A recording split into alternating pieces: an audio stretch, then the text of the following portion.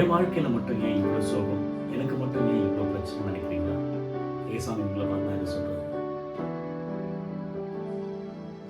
துன்ப பெருக்கிலே சோர்ந்திடாதே, அன்பர் அறியாமல் வந்திடாதே.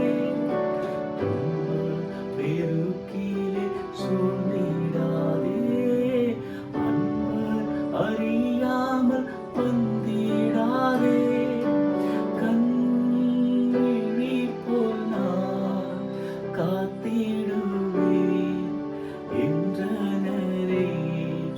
கண்விழி போல் நான் காத்திடுவேன் என்றனரே. அன்பராம் இயேசுவை பார்த்து கொண்டு